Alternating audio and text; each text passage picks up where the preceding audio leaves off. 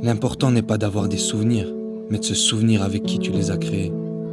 La Fondation Borel, une maison, une famille, appelez ça comme vous voulez. Chacun fait de son mieux pour vivre ensemble. Dans les bons comme dans les mauvais moments, tout le monde cherche à tirer son épingle du jeu. À travers ces quelques images, voici comment chacun perçoit la vie à la Fondation Borel.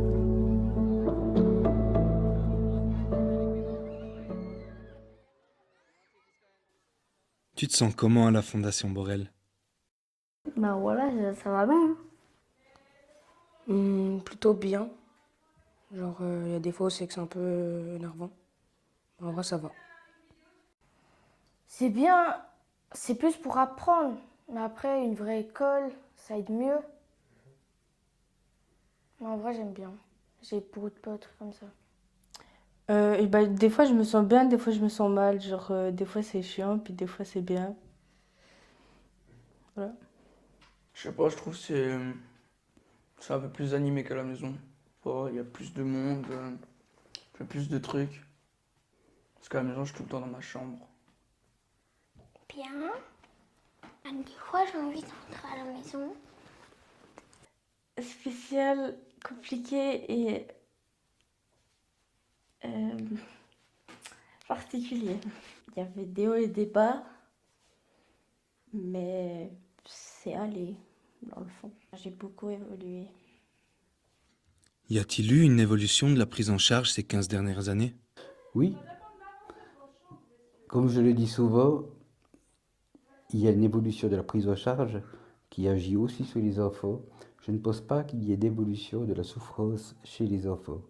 L'origine de la souffrance, elle reste la même, du même ordre. La façon qu'on a de répondre à la souffrance que l'enfant présente, elle évolue beaucoup. Un petit exemple, il y a 30 ans et pas 15 ans, quand j'ai pris la direction ici, on avait une chambre d'isolement où on mettait les enfants en punition quand il y avait des problèmes. C'était une cellule fermée à clé, et l'enfant ne pouvait pas sortir. Aujourd'hui, on n'oserait plus du tout imaginer cela. Il y a encore 20-25 ans, j'ai moi-même giflé des enfants ici, ce que je ne ferai plus jamais, et je me suis soigné en faisant un mémoire à l'université sur la gifle. Jamais auparavant. Ça n'existe plus. Je pense que ça crée une modification réelle aussi de la capacité, de la façon pour les enfants d'avoir des contre-attitudes peut-être compliquées, mais pas plus négatives, au contraire qu'auparavant. Et la violence de l'institution a diminué depuis 15 ans. C'est radicalement différent de ce qu'on a vécu au départ, de ce que j'ai vécu au départ en tant qu'ancien éducateur de cette maison. Donc quand je dis des changements, c'est vrai qu'au quotidien, il n'y a plus tellement de vie de groupe. On parlera d'une prise en charge, on va dire, quotidienne, avec une évolution du matin au soir de l'effectif. Et de ce point de vue-là, c'est vrai que l'intervention, on va dire déjà pour les jeunes, c'est déjà particulier parce qu'il y a du flux, il y a des allées-venues, il y a des allers-retours assez réguliers, il y a une organisation, il y a un timing horaire à tenir, il y a des téléphones, il y a toute une gestion. Et puis pour les jeunes qui sont là, c'est assez compliqué d'avoir une vie où il y a des activités, où il y a des loisirs, où on vit comme on vivrait à la maison avec des activités. Aujourd'hui, on est beaucoup plus, on est beaucoup plus centré sur les besoins de l'enfant et de sa famille. On est beaucoup plus dans le placement individualisé. On l'était déjà avant, mais là, vraiment, c'est un côté de... Enfin, c'est une prise en charge qui a vraiment évolué dans l'institution. Et puis, depuis aussi qu'il y a eu cette salle des droits de l'enfant, il y a le forum des jeunes aussi. Afin de diminuer la violence vécue par le placement, un groupe de parole a été créé il y a 20 ans de ça. Le Forum des jeunes. Le forum, c'est quelque chose, j'étais pas là quand ça a été créé à la fondation, mais c'est quelque chose pour amener de nouvelles choses à la fondation. Genre, par exemple, cette année, on a travaillé sur des box Netflix. Et après, il y a eu aussi un repas de type fast-food par année, du type burger, frites, nuggets et tout ça. Et c'est pour apporter un peu plus de choses et puis discuter entre nous de comment la fondation pourrait évoluer. C'est quoi une institution parfaite? Il y aurait des PC gamers partout, des PS4, PS5, plein de trucs Nintendo Switch. Après, il y aurait une énorme salle de combat, pour faire du sport, je sais pas, après. Et puis, Ben, après, il y aurait des trucs de repos, après manger ce qu'on veut, dormir quand on veut, voilà. Il n'y a pas de règles. Vraiment, il n'y a pas de règles. Moins d'école. Genre faire beaucoup d'école, mais genre un petit peu moins. Et puis plus de récré, on en a qu'une. Pas, il n'y en aura même pas. Clairement, ça, quand je vois des petits de 7 ans arriver ici, je me dis qu'ils sont en train de gâcher leur vie. Ouais. Je vois pas pourquoi il y a des enfants de 7 ans qui viennent ici. Il y aurait une piscine sur le terrain de foot, il y aurait des toboggans, un skatepark, et les mêmes éducateurs et les mêmes jeunes. Donc une institution parfaite, non, ça n'existe pas. Mais par contre, une structure qui puisse accueillir des jeunes en difficulté, ça je pense que ça a sa raison d'être.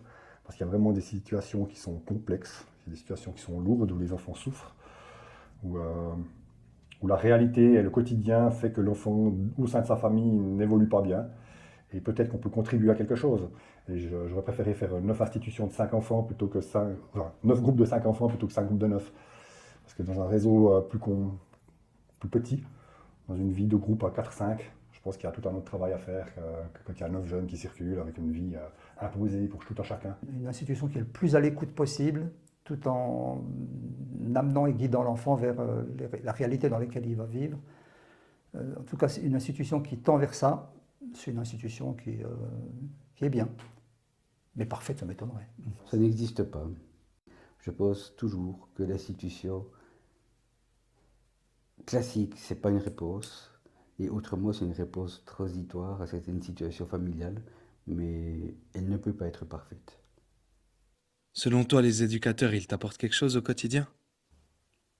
Ben, c'est quelqu'un qui t'accompagne dans ton évolution, on va dire. Bon, il te coach, c'est comme des coachs, comme un coach sportif, mais il te coach sur ta vie. Ils nous laissent pas assez de liberté. On a beau dire ce qui se passe et j'ai l'impression que rien change. Ben, ils aident à bien se comporter, je sais pas. Et si genre, si on se comporte bien, on a des activités. Et puis voilà. Ouais, enfin ça, pour certains jeunes, tout le monde dit quand ils sont énervés contre les éducateurs ou quoi, la fondation c'est de la haine et tout ça, mais genre pour certains jeunes qui n'arrivent pas bien à se concentrer ou que ça va pas bien dans la famille ou bien à l'école, ils ont des problèmes, genre ils n'arrivent pas bien à se concentrer et tout ça, bon, moi le premier d'ailleurs, bah genre ouais ça peut aider. Ben, genre, ils nous aident. Ils nous aident sur la famille, trucs comme ça. Faut pas faire des bêtises. Puis bien progresser. Et puis voilà. Bah, de l'aide, je dirais. Genre, ils m'aident beaucoup pour, on va dire, un peu essayer de partir d'ici. Pour toi, c'est quoi un jeune qui réussit sa vie? Alors, à nouveau, la notion de réussite, pour moi, elle n'est pas vraiment juste, dans le sens que voilà, il va faire du mieux qu'il peut, et pour moi, tout ce que je leur souhaite, c'est de trouver en fait ce qui les anime, ce qui les fait vibrer, et puis de pouvoir en fait parcourir leur chemin du mieux qu'ils peuvent.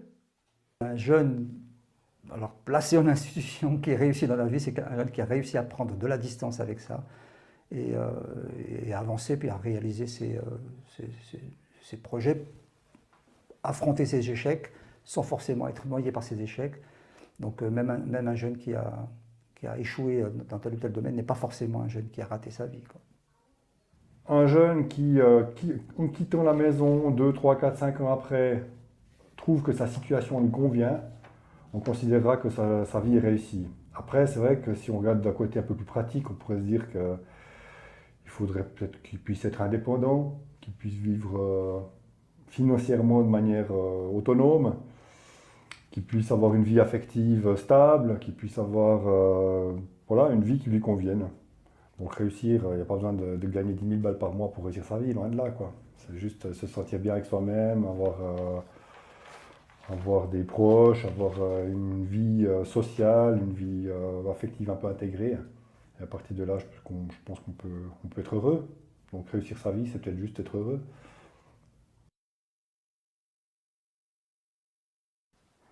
Avoir un travail, Nourrir sa famille, ben, voilà, on a une femme et des enfants. Je sais pas, bien se comporter, être poli avec les gens. Puis voilà. Pour moi, c'est au moins pouvoir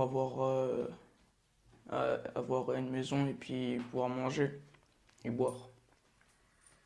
Bah, genre avoir une famille, genre avoir une maison, faire un travail, genre tous les jours bosser, se lever le matin, même si des fois ça nous fait un peu yesh, mais voilà, c'est pas grave, c'est la vie, hein, voilà. Bah, pour moi, réussir dans la vie, c'est déjà, il faut travailler, trucs comme ça.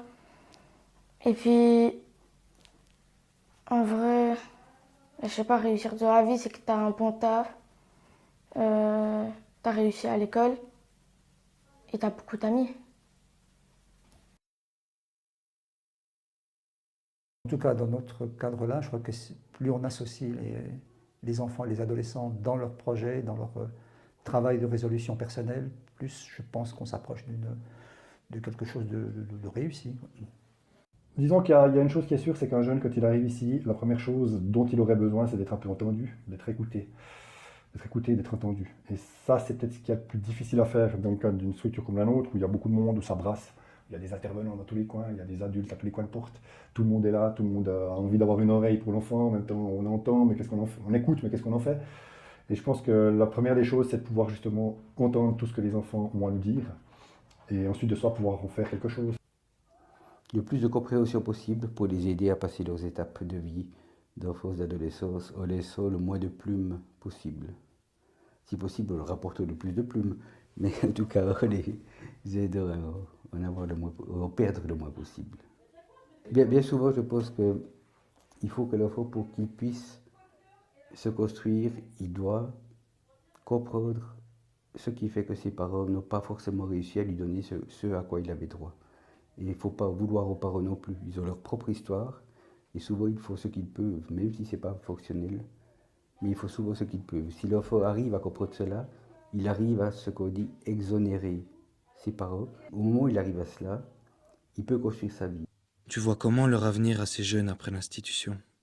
J'espère qu'ils auront pu passer les phases délicates de leur vie, devenir des adultes, et puis peut-être un jour entamer un projet. Enfin, certains y arrivent très vite, hein, mais d'autres, c'est vraiment qu'ils laissent le moins de plumes possible pour rentrer quand ils pourront le faire. Ça peut être à 20 ans, à 22 ans, dans un projet de vie, qu'il soit professionnel ou amoureux, puisqu'on parlait d'amour. Voilà. En Suisse, l'âge moyen d'entrée en formation professionnelle maintenant est à 18,7 ans. Alors quand on veut absolument que nos gamins rentrent en formation à 15 ans ou à 16 ans, on est loin de la moyenne nationale. Donc peut-être qu'il faut jouer autre chose. On peut jouer ça, bien sûr, mais il faut peut-être jouer autre chose. Moi, je vois un avenir radieux, plein de difficultés, de larmes et de rire et de bonheur, de toute façon, mais comme la vie est dure, pour tout le monde. Bah, pas forcément différent qu'un autre enfant qui n'est pas passé par l'institution, dans le sens que voilà, on met aussi en place du suivi après le placement, on met en place des suivis pour les plus grands qui ont un projet d'apprentissage, on met en place les suivis studio notamment, donc ouais, on les lâche pas, enfin en tout cas pas tous, ça dépend de leur situation, mais on les lâche pas dans la nature après un placement, on les accompagne encore un bout, puis ça je pense que c'est important de faire ce passage. Bah après, je vais rentrer chez moi et puis je vais me concentrer plus sur l'école parce qu'il me reste 2 ans, non 1 an d'école. Bah après, je vais chercher un stage. Moi, j'aimerais faire graphiste. Moi, j'aimerais faire un stage, enfin, genre quand je serai chez mon père, je vais faire l'école normalement. Après, dès que j'aurai l'âge pour faire un stage, je vais aller faire un stage en peintre en bâtiment. Et peut-être ça va devenir mon travail. Puis voilà. Je sais pas, genre plein de trucs. Genre réussir dans ma vie. Enfin ouais, d'abord l'apprentissage, après genre le permis, on va dire. Puis réussir dans ma vie, genre respecter le droit des autres. Puis genre respecter l'adulte. La réalisation de ce court-métrage a été un moment extraordinaire, un moment de partage inoubliable entre les éducateurs et les jeunes de la Fondation Borel. J'ai le droit à l'éducation. Et j'ai le droit d'être protégée. Je veux pas de discrimination. Je veux avoir le droit de participer. J'ai le droit d'être libre. Je veux une justice. J'ai le droit à l'amour.